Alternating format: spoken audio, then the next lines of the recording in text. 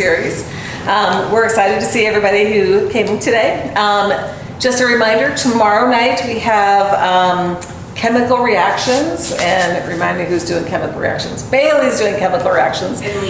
And Lean. So we've got family fun with Wild Wednesday in here at 7 p.m. So chemical reactions, and then also on Thursday we have Emily Mendenhall who will be speaking about her book Unmasked. So please join us to sort of have a good week of fun educational events. And I have no idea who's speaking next week, so hopefully Leah will tell us. But in the meanwhile, please join me in welcoming Shelby Smith from Jim and Eat. I want to say Jiminy Crickets, but it's Jim and Eat Crickets, right? Right, but right. It's supposed to say it, yeah. Say it, Jiminy Crickets. Don't okay. tell Disney. Don't get too fancy with it. So we're happy to have her come talk about her business and a little bit about her life story. And so please join me in welcoming Shelby.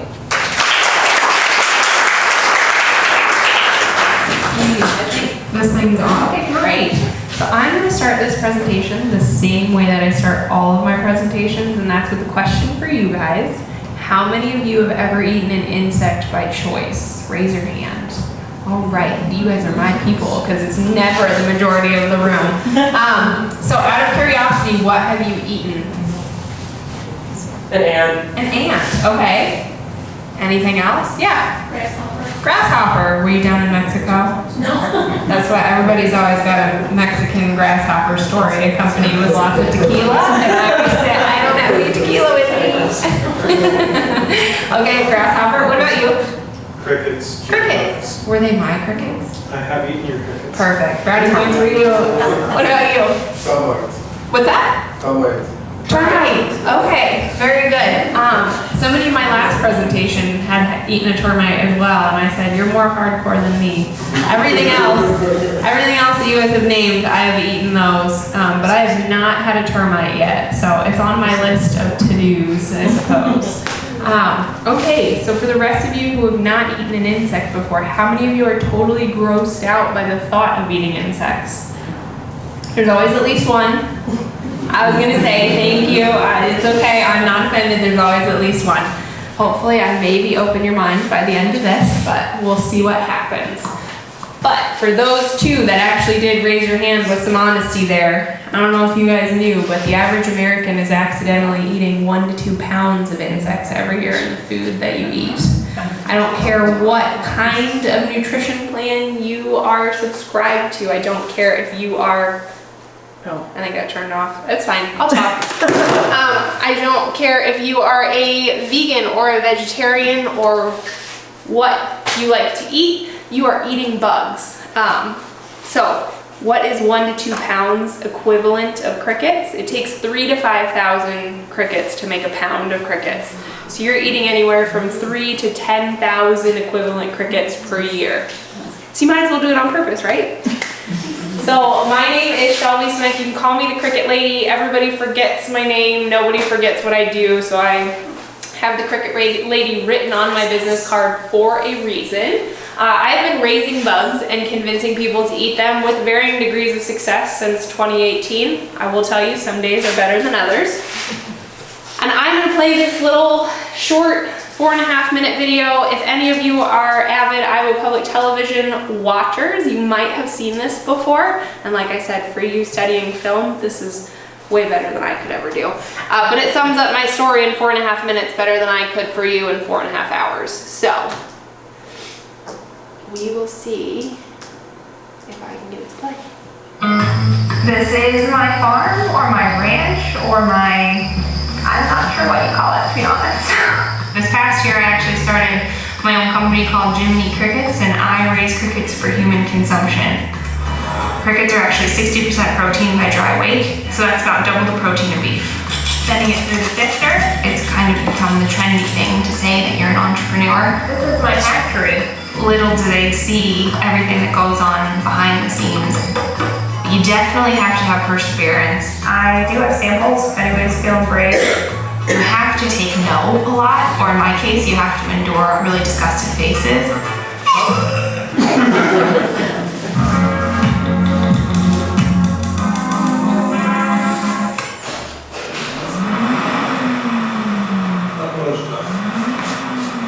active definitely need to get a little extra protein in their day-to-day basis, just from a recovery and a muscle building standpoint. So for me, that was one of the main draws to get into insect protein. Grew up playing all sorts of sports, ended up landing on basketball, was lucky enough to earn a full scholarship to St. Joseph's University out in Philadelphia, and then was again lucky enough to continue my career in Ireland as part of a program called Sport Changes Life. I graduated with an MSc in finance from Trinity College in Dublin, so I was in the high finance industry, and I actually found myself really unhappy. Moved back here to Iowa to see if I could try my hand at farming with my dad. I got back, didn't even know how to drive the tractor, so day one, learned how to drive the tractor. Day two, got put in the grain cart, spilled corn everywhere. Made it through harvest, survived, and then all winter, my dad encouraged me to look at other niche markets. He said, you don't have to fight the same markets I did. If you want to find a niche, go for it, we'll help you get started. So I sent them an article about raising crickets for human consumption.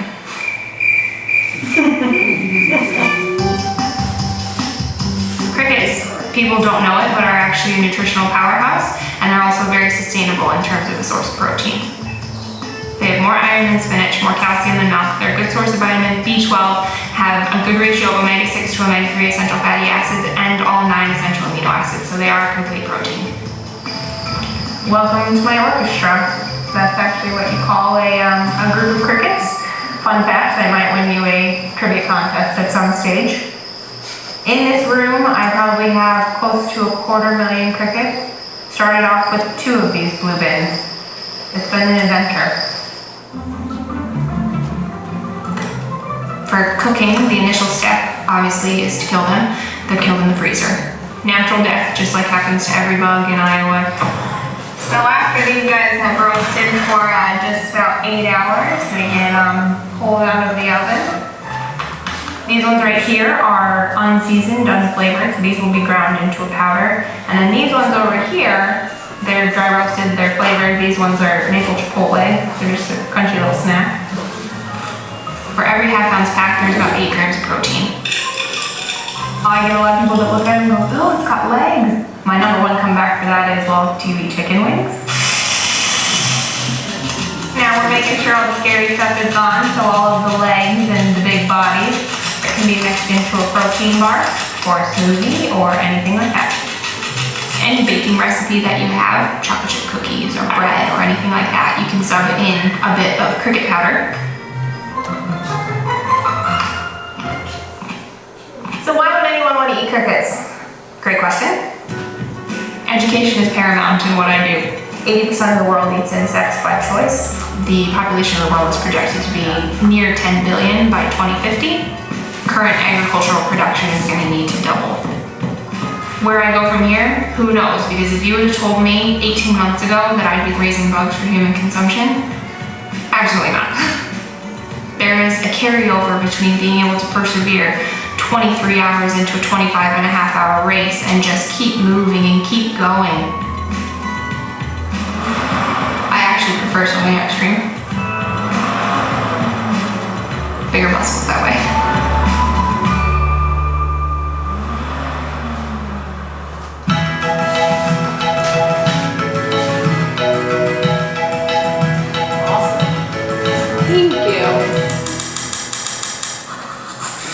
Now I need to figure out how to get it out of full screen. Or just skip to the next slide, that'll work. Okay, so like I said, that sums everything up in 4.5 minutes, better than I could in 4.5 hours, although it does make me cringe a little bit because that was filmed in January of 2019. As I stand here in July of 2022, a lot of things have changed. But let's start with the basics. The very first thing you might have noticed, those crickets that you saw in that video look nothing like the crickets that you're used to running around outside here in Iowa, that everybody has a story for me about how crunchy they are when they step on them. Just so you know, I don't care about that story, but everyone tells me. Not the same breed. So we raise Aceta domesticus, which is the common house cricket. They're native to Southeast Asia. They're a non-invasive species in all 50 states. They really can't survive in the conditions here in the US anywhere. They need a much warmer climate all year round to be able to actually be there. The other thing, most people don't associate insects with being omnivores or carnivores, but crickets are omnivores. I would call them opportunistic omnivores. So should they find an insect that is smaller than them, it looks like a really tasty meal. These guys are typically smaller than the native crickets, so if there was one that happened to be in the wild, it'll either be a snack for a bird or a snack for another cricket before dying an untimely death in the winter, if it gets out. So these are the common house cricket. If you have ever had a lizard or a frog or a toad or something that requires a live feeder, these might look really familiar, very common as live feeders.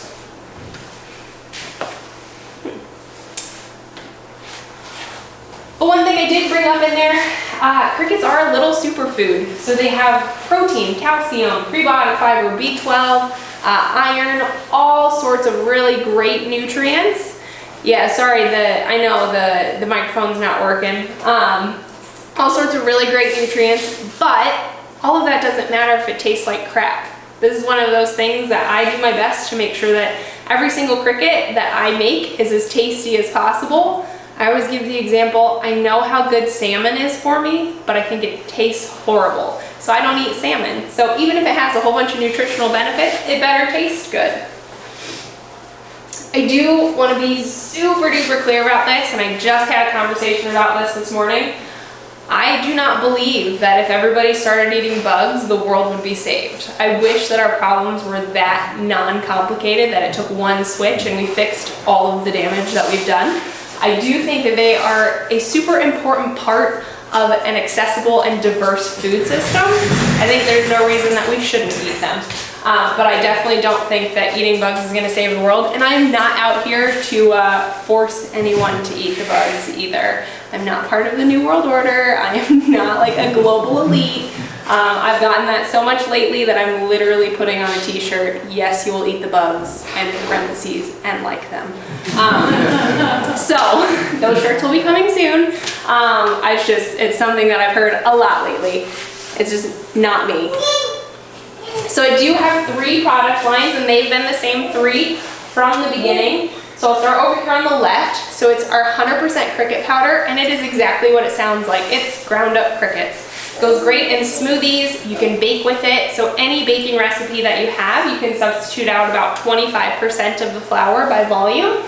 So it doesn't matter if it's gluten-free, regular, whatever. Don't get too carried away past that 25% mark, or you start to adjust things like texture and taste.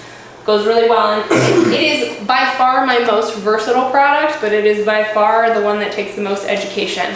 I would bet most of you in here, if I handed you a bag of cricket powder, you'd be like, cool, what do I do with it? I tell people, think of it sort of like a high protein flax meal, where you can mix it in anything, but it's never something you're gonna take a spoonful of, throw it in your mouth, and be like, I should probably do that again. It's best mixed into something. My next product are my cricket bars over there on the right. They contain the cricket powder. There's about 40 crickets in a bar, so they're date-based, so it's dates and sunflower seeds and crickets. They're very good for first timers because we get rid of the visual. If I didn't tell you there were crickets in them, you would have no idea. And then in the middle down there, believe it or not, are our best-selling roasted crickets. Those make up 70% of my sales as of 2021. 2022 has been a little bit different, but as of 2021, 71% of my sales were the roasted crickets. They taste a lot like sunflower seeds. I have 8 different flavors. Those are the ones that if you are near a Hy-Vee, they should be available in your Hy-Vee Health Market. If they're not in your Hy-Vee Health Market, find the manager, have them order them. They're in the warehouse. So those are the 3 product lines. They've been the 3 product lines from the beginning. I originally started selling these at the Ames Farmers Market. I bought my first 10,000 crickets on the 10th of January of 2018. I think maybe a week later, I applied for the Ames Farmers Market, and the director of the Ames Farmers Market is Lo Jean. She's my favorite director ever. She emailed me back and she said, that's weird, but you're in. And so I had a place to sell my crickets, and believe it or not, I ended up selling out of every single cricket I raised in 2018. Part of it, yes, people loved buying crickets from me out of Ziploc bags with Avery address labels, which I look back and go, my first customers were the best. So people did love them. I was also really bad at raising crickets at that time, so I didn't have that many, but I'm choosing to focus on the positive.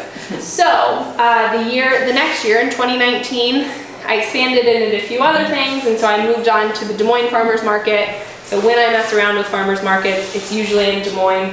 If I have a free weekend at some point in the next 3 months, I might hit up the Ames Farmers Market, but occasionally you'll find me at the Des Moines Farmers Market.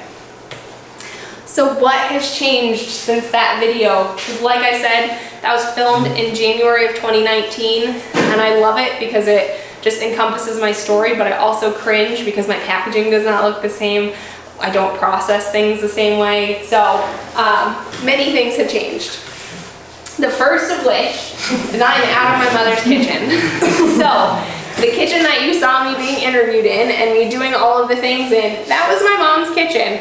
And then the room where you saw all those blue bins, that was the break room in my dad's shop. So I tell you, when I tell you that my parents love me, my parents freaking love me. So, but no one is happier than my mom that I ended up getting a building.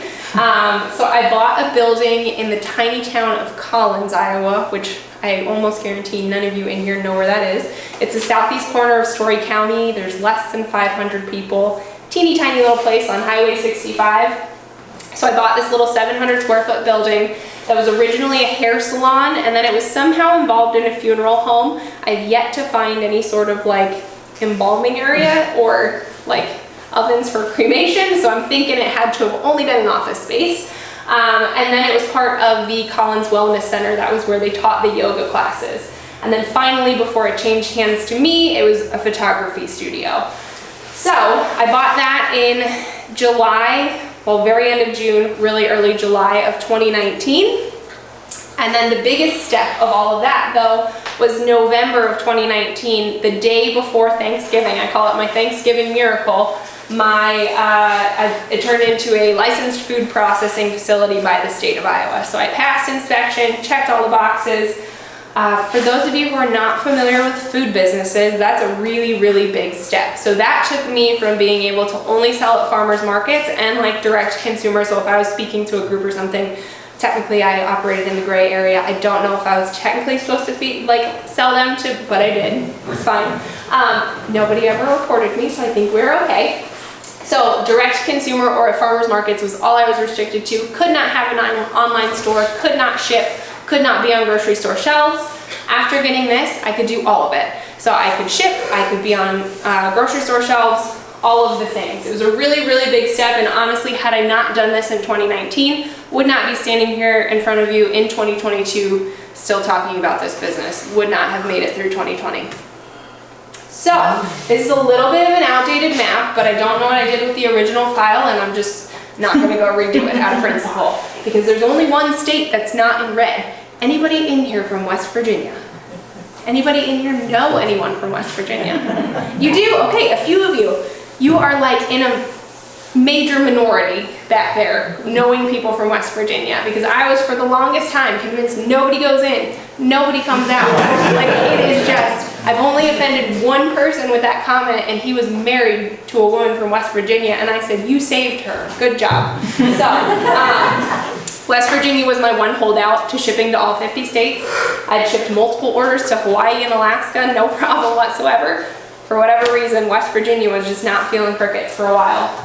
We eventually got an order shipped to West Virginia. I've shipped a few since then. So within the first 15 months of having my online store launched, so from December 2019 on, I ended up shipping to all 50 states with virtually zero paid advertising. So it was all word of mouth, which was pretty cool. And then the other thing, this is a slightly outdated map too, but there's a lot of things I need to update on this. This is on my website.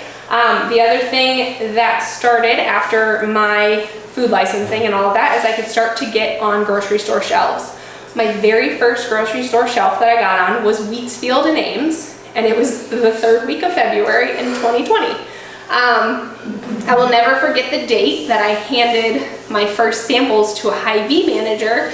It was March the 9th of 2020. Anybody remember what was happening? That was when it was like peak toilet paper shortage, lines to the back of the grocery store, nobody, like everybody deer in the headlights. I will still never forget handing it to that manager and her looking at me like, what do you want me to do with this? I'm like, obviously crickets would make a great addition to your empty shelves. What do you want me to say? I did end up getting into that Hy-Vee, but it wasn't until late May, obviously, for obvious reasons. But, so within 2020, I ended up on 19 new store shelves. And this is me with a bunch of finance degrees having no idea about food business or anything that way. 2021 was a massive year. We added over 80 stores in probably 20-ish states. The biggest thing being I now ship to Hy-Vee's warehouse. So they distribute to, I don't know how many Hy-Vee stores. It's hard for me to ever know. Like I said, if the crickets are not in your Hy-Vee, just go talk to the manager. It's a super easy order from them for the warehouse. And I will tell you, I know that by August, they will have a lot of crickets because they just gave me the largest order I've ever gotten last Thursday. So if you see me in the next 2 weeks, it ships on the 25th, so I am a ball of stress right now, but it'll be fine. It'll be fine. It's only 2 weeks to the state fair after that, but who's counting? So the other really cool thing that was birthed out of 2020 and the extra time that I had, because pre-2020, I was averaging at least one of these speaking engagements a week. For me, the learning curve of getting people familiar with eating insects, my best marketing, if you will, was going out and just talking to people, telling people why you might want to try them, trying to get crickets in mouths.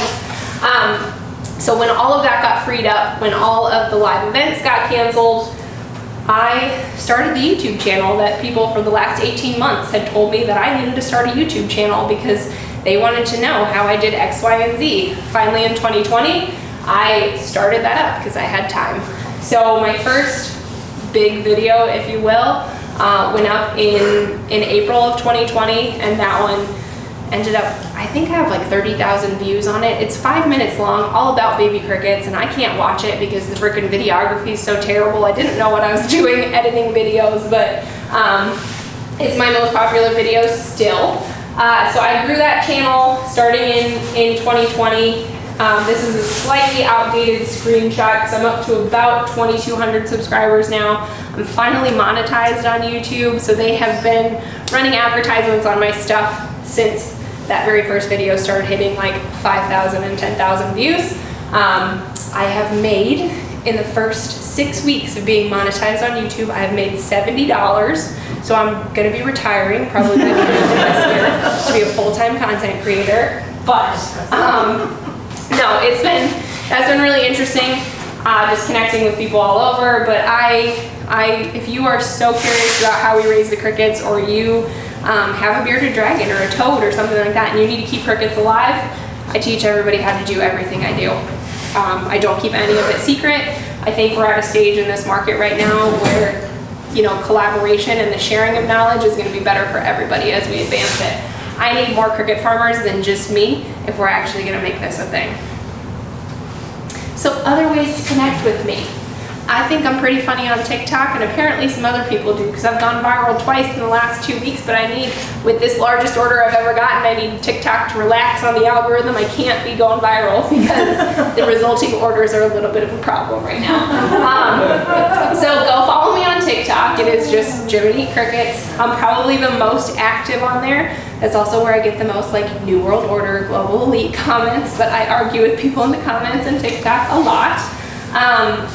So we're the most active right now, but Instagram and Facebook are other good places to follow me. YouTube, obviously, if you are more interested in really how we do it, how I grow everything. There's tours of my cricket castle, which is my expanded cricket operation. I took an old single wide mobile home that was going to go to the landfill and basically turned it into a well-insulated Morton building on wheels. So in that, every 45 days, I can raise anywhere between 1 million and 2 million crickets.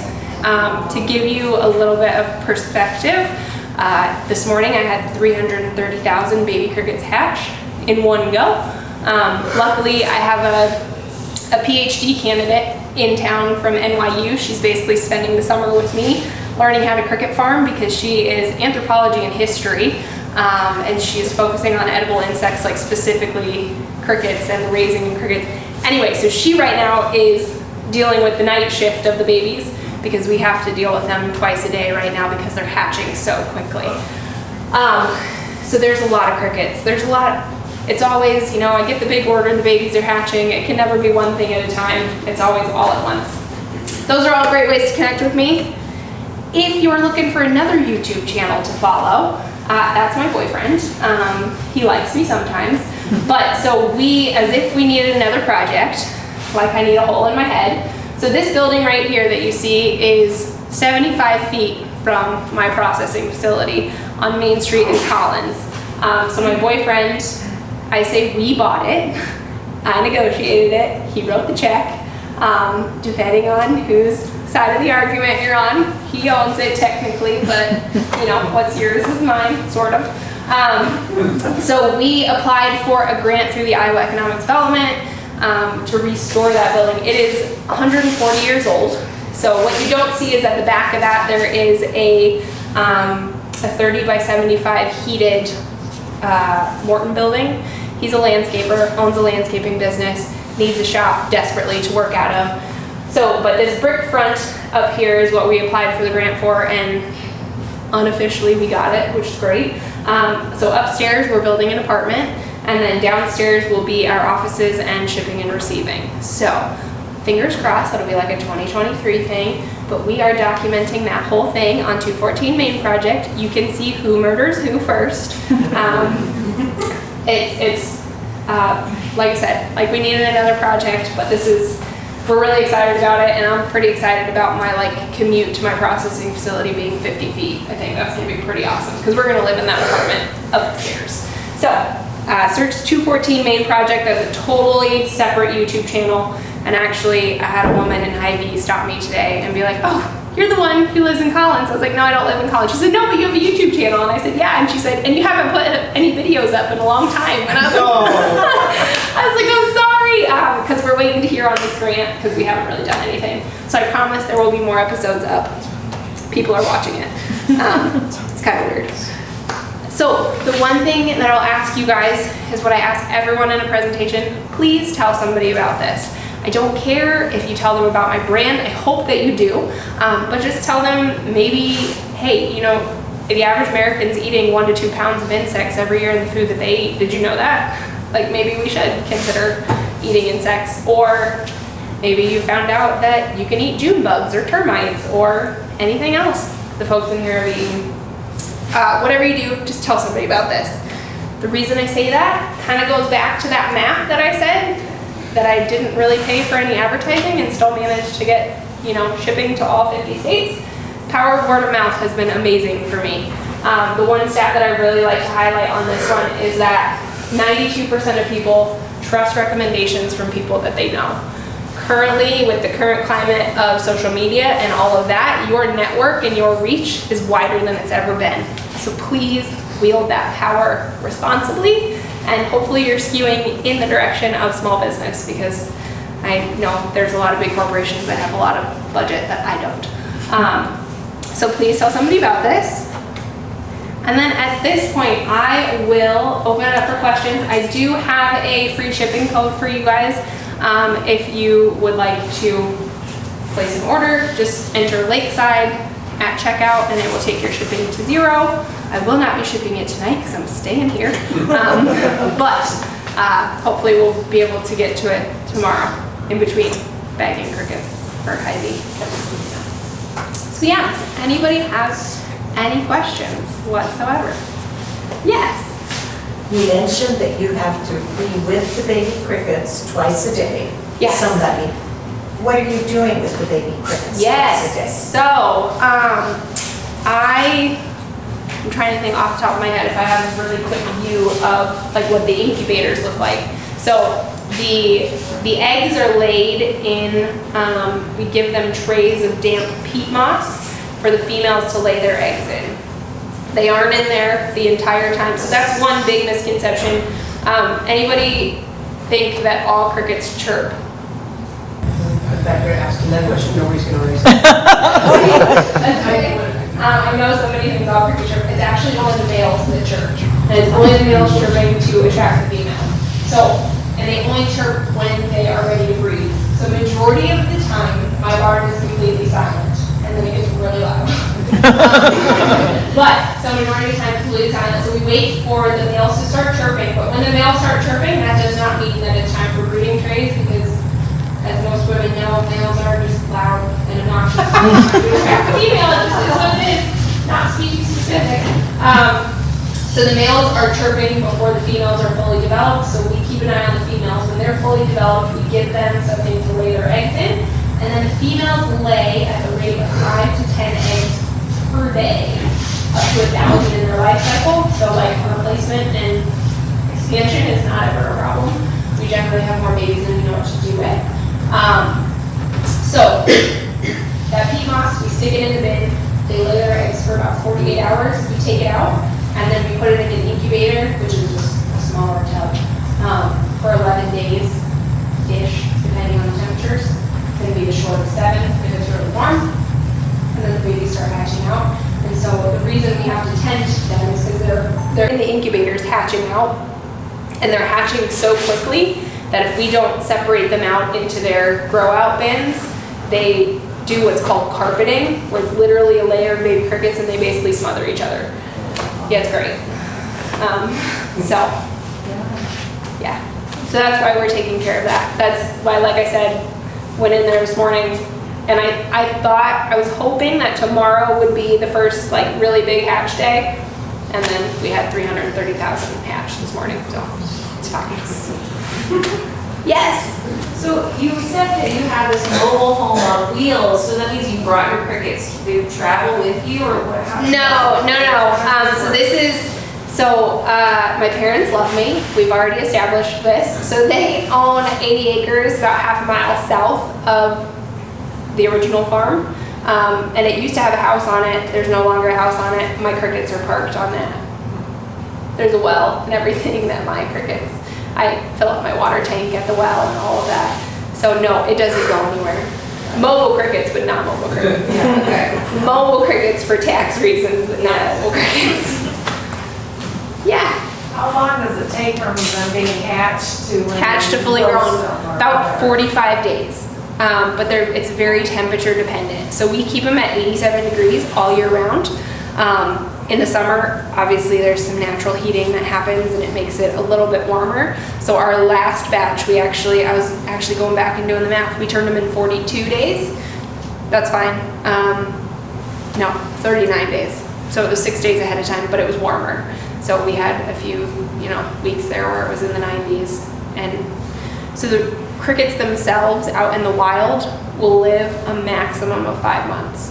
And the reason that they're living 5 months versus 45 days on average, let's say, is the temperature fluctuation up and down. So the cool night slows down their development, whereas we just don't have that slow down because they're constantly warm. Does that make sense? Somebody else? Yeah. It seems like you do pretty well on Shark Tank. Yeah. Thank you. So interestingly enough, Mark Cuban funded 2 cricket companies back in 2015. And this was while I was in Ireland so I was an equity derivatives trader for a Canadian bank in Ireland. That was what I was doing.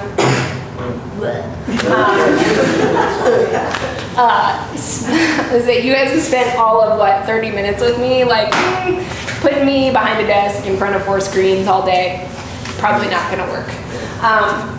But whatever, I have an undergrad and master's in finance, so might as well use it. So back in 2015 when he funded these, both companies are still in existence. One of them pivoted to we'll call it a regenerative, circular farm, black soldier fly larva. I would call it more of a research facility than a real company, but hey, whatever, tomato, tomato. And then the other one still exists and is kind of on idle. But they're still around. So Shark Tank's a little crowded with crickets. Huh? The other thing is if I went on Shark Tank, I would want my episode to air and either for them to give me no deal or not the deal I wanted so I could walk away, because I would want all of the exposure and none of the equity give up. So, but that's just me. Or maybe Mr. Wonderful will do a royalty deal. Maybe so. But no, interestingly enough, that you bring that up, I got scouted and headhunted by a different show starting in January of this year, and I thought I was getting spammed. I was not. I went through the entire casting process and thought I was going to be gone from April 3rd until June 2nd, and was basically trying to figure out how that was going to work. In my head it was going to work, but they cut me 8 days before I was supposed to leave, and it was somebody else's take on Shark Tank. I think it will air on Fox sometime this fall, but they said they were not moving forward with me in this season. And again, I was thinking about it, and I was like, I could get all the way to the end and just not take his deal. but don't tell him that. I know him on Facebook, but it's fine. He's not gonna watch this anyway. So yeah, I went through that whole process. So I did, like I said, got scouted for it. But I was not in a place, for one thing, I did not have enough inventory. Thought I for sure had enough inventory, and then 2 weeks in, Hy-Vee reordered, and I was like, wow, that would have been terrible. So it all works out. And as a result, I had crickets in the metaverse. So I was teamed up with somebody else, and I have a cricket farm and a cricket store in the metaverse. I don't know what that means, but I have it. So I did my first speaking engagement in the metaverse too, and I had pink hair because I want pink hair, but I don't want the maintenance. So I gave myself pink hair in the metaverse, and my cricket farm chirps and everything. So check it out. Yeah. I have 2 questions. Sure. What did you go to school for originally, and did it end up changing? And then what's the thing that makes you go to bed and you're happy about with what you do? Oh, those are good questions. Very different questions. So I originally started at St. Joe's I was a psychology major with a pre-med track. Decided I did not want to go to med school and do the whole 10-year school thing. And then also decided I maybe didn't care to help people's problems enough to go to grad school for psychology. So I went to it's a Division I school, so we have athletic academic advisors. And I went to my athletic academic advisor. St. Joe's is known as a business school. They just merged with another school called University of Sciences, so their science program is a lot more robust now, but it's a business school fundamentally. And that advisor said, cool, if you're going business, you are not allowed to go management or marketing because it'll be a waste of your brain, so either finance or accounting. And I said, I have far too much personality to be an accountant, so I'm going to go finance, and we're going to see what happens. No offense to anybody in the room, if you're an accountant, I'm sure you've heard that joke before. So I finance undergrad and stuck with that. I double majored in finance and financial planning. Again, with the accounting thing, I'm 1 tax class away from finishing that double major in financial planning, but it was 8:30 second semester senior year, and no. I dropped it as soon as the season was over, and I didn't need to have a certain number of hours. So, did not finish that double major, but then went on and got that MSc in finance from Trinity College in Dublin. I actually just had an entrepreneurship major with a finance minor stop by my farmer's market booth on Saturday. And I said, well, if you are going to go start a business, a finance minor is really valuable. If you're going to get a degree that you're not going to use, finance is a good one. So. And then what was the other thing you asked? When you... what am I excited about, or what makes me feel like I'm doing... Accomplished that, yeah. Oh, man. Man, there's some days so that's one thing. My boyfriend and I are so in the grind of it right now, and we know we are. So that's why I laugh at the lady at Hy-Vee today that was like, oh, you're the one with the YouTube channel. But it tugged at my heartstrings today. I had to call him right after, even though I knew he was busy and he was a little bit irritated.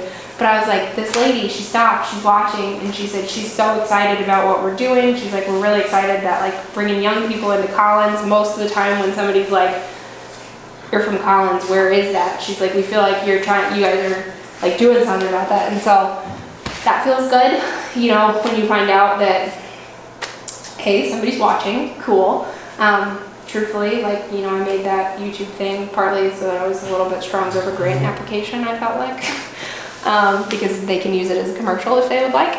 But it's just great to know that you're having an impact, which is something I never felt in the finance thing. I was moving massive amounts of money from one place to another and making more money than I should have been at 25 years old. But like, to what end? Who cares? This is cool. So, yeah. Do you have issues with disease, and how do you have millions of crickets about epidemic cricket disease and whatever? Good question. So yes is the short answer. We do have disease. Optimal conditions reduces that slightly. That being said, optimal conditions for crickets are optimal conditions for a lot of insects. So getting like other insects within your population that you don't want there becomes a problem, because how do you get them out? Mechanical options are the only option. You can't use anything chemical because there's no like species specific pesticide. Like, that doesn't work that way. So we get a lot of spiders. But if I was a spider, I would hang out in a cricket barn too, because like bug buffet. So we get a lot of that. There are certain diseases that are a problem in crickets, specifically in Acadia domesticus. There was like a pandemic of it, if you will, back in 2009, where a lot of the large like feeder cricket farms have now switched to banded crickets because they're a little hardier against a virus called the cricket paralysis virus. If you get it, you're shut down for 6 months to a year. Like, your crickets just won't make it. So that does not impact the banded crickets as bad as the Acadia domesticus. Biggest biosecurity risk for me on that side with something like that is somebody who's been to another cricket farm. Not a huge risk around here, which is cool. There's no issue with like transmitting the human to cricket like there is human to pig, so we don't have to worry about that as much. Interestingly enough, so the USDA, there's a woman at the USDA, she's in Peoria, Illinois, that I shipped her live crickets because she's doing a study on all sorts of different bacteria and viruses and things like that, because nobody's done it. Because nobody's really cared. There's not been enough money in it, or the government has not deemed it essential enough, shall we say, that the grant funds just didn't get allocated. So that's changing, that's a good sign. So she's doing that. Have not heard any feedback on what my crickets were sick with, or if they were sick. Hopefully they weren't. So all sorts of things. Then the other thing, like, it's like any other livestock. You can do everything right, and they can just die, just because. Like the sun shined that day or something. So it's interesting. Yeah. We don't eat any other livestock raw. Right. So what if someone gets infected? I don't eat crickets raw either.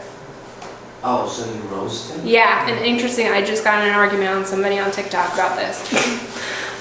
Because the claim, so what comes up a lot with crickets over and over again is everybody goes, well, what about parasites? And I go, cool, how do you know any of the food that you eat is safe?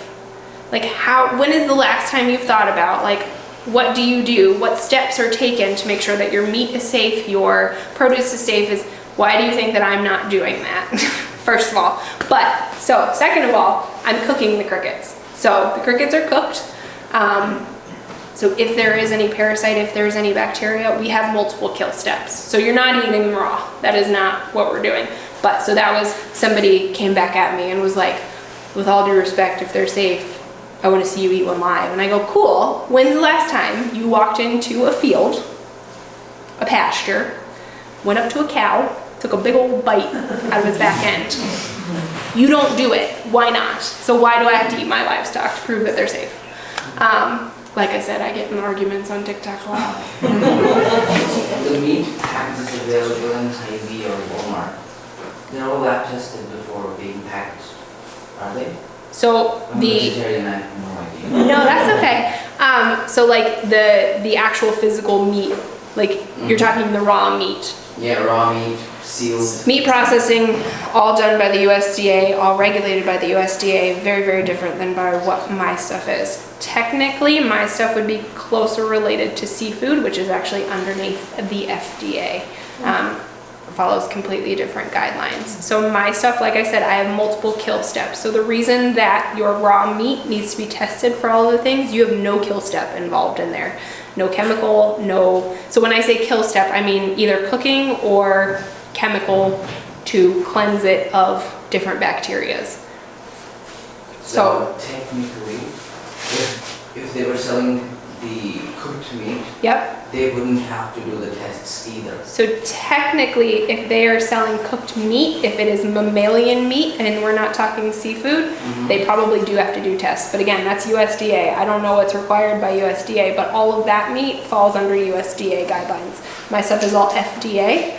So I have a FSMA compliant food safety plan. I went through all of the training and classes and paid all of the money to become a preventative controls qualified individual so that I could write that and I didn't have to pay a consultant $15,000 to learn my business that I already knew. So I wrote all of that, did all of that, and comply with all of that stuff. So there's water activity testing. So I have a little water activity tester to make sure that it's below a certain amount. Below a certain water activity level, because under a certain water activity level, bacteria cannot grow and multiply. So there's things like that in addition to the cook steps that we have to make sure everything is safe. Last question. Sure. How do you compete with your competitors? How do you say my crickets are the best? Because my crickets are the best. Because I've had the others and I know. True, but also kind of joking. So a lot of my competitors, most of my competitors are either importing their crickets from Southeast Asia or Canada. So number one, I have a way better story, so usually gets people. But truthfully, like my stuff does taste better. How? They're the same crickets. Prepared differently. No different than like, okay, you're vegetarian, what's your favorite vegetarian dish? Any kind of potatoes. Any kind of potatoes, but just a boiled potato. Okay, versus, Wagyu beef or normal beef. yes, but like I'm saying like a boiled potato, what's your favorite kind of potato? Right. Okay, so a boiled potato versus a fried potato. Very different preparation, totally the same potato. Very different preparation, I'm just better at it. Get me? Okay. Yeah. What's the shelf life? Like, and also like, does the processing determine like the different shelf life, like where you grind them? Yeah. So everything has a 1 year shelf life. I could probably, so from a safety standpoint, they have a longer shelf life from that, but remember what I said in the beginning where I said I want to make sure that it tastes the best that it possibly can. As you start to get past that 1 year, the flavor does start to degrade, and so I pull them, but that's why my date is the best by date. Do I know? I have not been in business long enough yet to be like, in 5 years, is it still edible? It's like, I don't know yet. Not there. Sorry. No, it's okay. So that means, do you use like preservatives or something? No, no preservatives, but like I said, that water activity is so low, like the stuff I make is so dry, that as long as you can keep air out, which there's no air that gets in anything. I have high barrier bags and all of that stuff. There are some companies that use like a little silica packet, but that actually degrades the flavor a lot faster. And so it defeats the purpose in my opinion, so. Yeah. So, sort of a related question to the safety stuff. So, how do you go about getting the whole safe kitchen sort of qualification? And do you think that was sort of a hurdle to sell since you're cooking bugs? Yeah. So the beauty of Iowa State being 10 minutes away and being a land-grant university, they have a fairly strong food science department, and they have a very strong consulting arm of the university. A lot of people don't know about it. It's called CIRRUS. So I just got happened to be really, really lucky and get enrolled in it was like a food safety collaboration workshop that they're eventually going to charge like $15,000-ish for, that basically walks you through how you write your whole food safety plan. That just happened to be dumb luck. But prior to that, so I had to become a preventative controls qualified individual. So there's different certification and like governing bodies. I think mine is, I can see the certificate hanging in my thing, but I don't know what the 4-letter acronym is. Anyway, there's a company that does it. So it was partially online and then partially in person. So that in-person piece was at Iowa State. I basically just had to take this little quiz to prove I had competency, and then ta-da, I'm a PCQI. I mean, there was $1,000 that got laid down in between there too, and like 10 hours of my life that I can't get back, but other than that, that was what it was. And then, like I said, actually physically writing out that plan and having the guidance and stuff. So that was a 6-week workshop that was supposed to be in person. I think we had one in-person session in February of 2020, and then everything else went virtual. So that was its own challenge, but it was really helpful. So there's, like I said, me paying $1,000 and spending the time necessary to get it done seemed like a lot better deal, because if I didn't become a PCQI, I could not write my food safety plan legally. And then any like subsequent plan or training manual or anything like that down the road, again, I would have to hire somebody to do it. So I was like, whatever, I'll just bite the bullet. Yeah. Okay, so I just wanted to say I have eaten the termite alive, a live one. My friends made me do it. Don't make me do that. It's a good way to get a parasite, especially if it's wild. And so the reason I say that on the parasite thing, and that's also like what I brought up in the TikTok rebuttal, was the way that farmers in general reduce the instance of parasites in things is you control what they eat. Like oftentimes, livestock, they're eating something that is giving them the parasite. That's not 100% of the time, but you control what they eat, you reduce the instance of that. So don't eat live ones, that's all I'm saying. I'm just asking, I just remember the question I was asking. Sorry. And do you see yourself like branching into other insects? Okay, so I get this question a lot lately, and I guess I'm apparently making it seem like I totally have the crickets figured out. I do not. We've gotten much better, but I am a long ways from feeling like I've mastered crickets and like I would move on to the next one. The logical next one, in my opinion, would be mealworms, but the Western perception of worms, even though I know mealworms are not worms, they're larvae, I get it. But like, it's something about the wiggle. It really turns people off. It's like a really disgusting, a disgust-invoking visual for people. So that was part of the reason that I chose crickets instead of mealworms when I was back in 2018 looking at different things. I couldn't wrap my mind around it at the time. I've had them since then, they're delicious. But there's just that hang up with the wiggliness that people don't typically have as much with crickets, and I definitely didn't have as much with crickets. So that's why I chose crickets over mealworms, which mealworms are way easier to grow at scale. What was I thinking? But it is what it is. Yeah. What's your favorite flavor and when do we try crickets? Perfect. So my favorite flavors are not ones I brought, sorry. Hot and spicy, of the two, hot and spicy is my favorite. It's not super spicy. And just so you know, everybody's going home with a bag of crickets that wants one. So I have hot and spicy and dill pickle, while supplies last.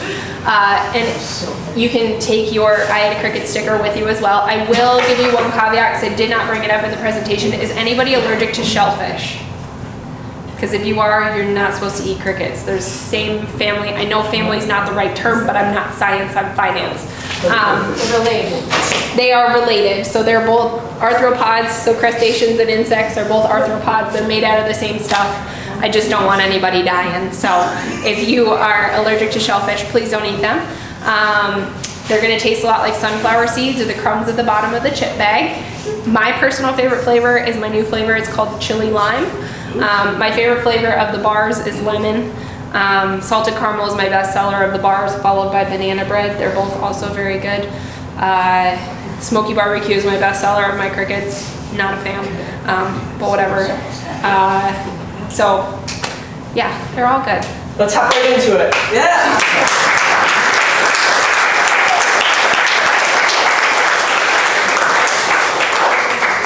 So you guys can come up and grab your crickets you want. I have my I Ate a Cricket stickers too, so I will tear these off and give them to you. If you don't eat that cricket and you put this on, that is on you. Everyone has to lay it. So, whatever. Thank you guys so much. Thank you so much, Shelby.